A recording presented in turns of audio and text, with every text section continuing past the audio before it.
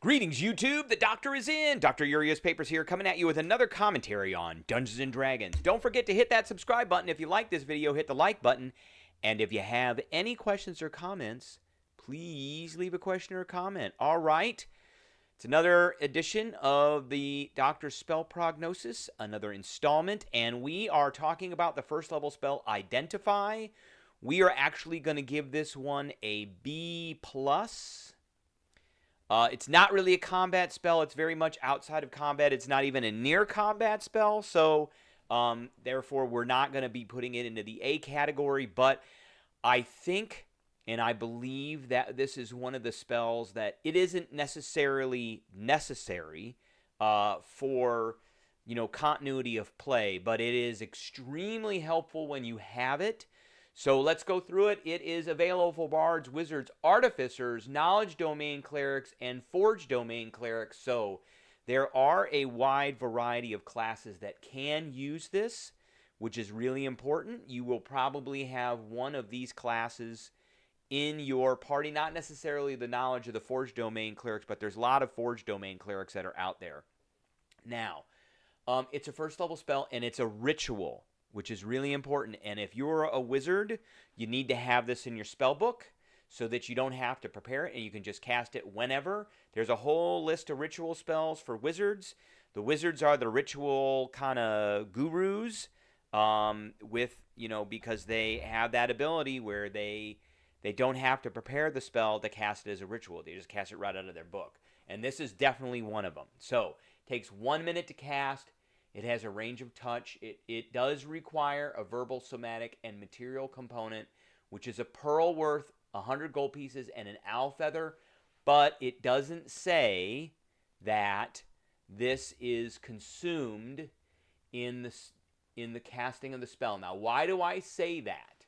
Because it's very important to read this part here in the spell casting about material components.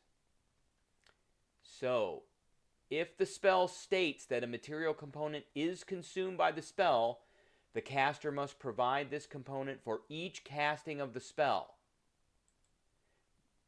This spell does not state that that pearl is consumed. So, you can cast the spell as long as you have that 100 gold piece pearl, but you got to get the 100 gold piece pearl first.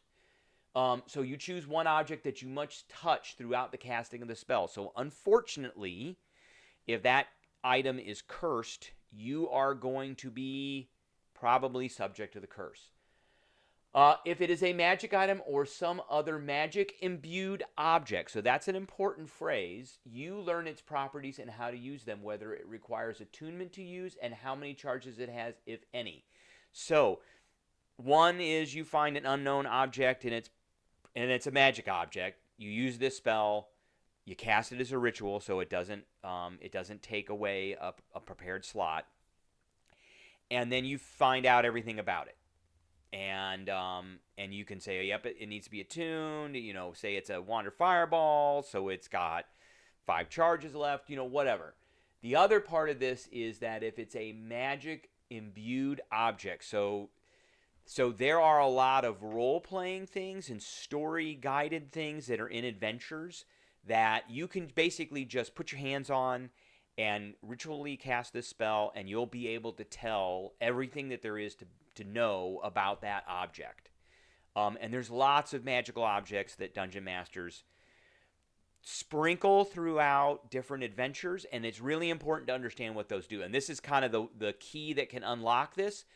Also, as a Dungeon Master, if you know you have a player that has Identify, then you can sprinkle those magically imbued objects throughout your adventures, knowing that that character is going to use that to get them to move the story along, so that it actually becomes a writing tool. So you learn whether any spells are affecting the item and what they are. That's another important thing. So you can, those magic imbued objects, you can figure out if there's spells there or not. If the item was created by a spell, you learn which spell created it. So basically, you know everything about that magic imbued item. If you instead touch a creature throughout the casting, you learn what spells, if any, are currently affecting it. So that's out of combat. It's not really near combat effect, but that's a really important thing that, if you meet somebody that, a strange creature or opponent or person or something that you don't trust, instead of, you may think that they might be charmed or diseased or something. You could figure that out by using Identify on them.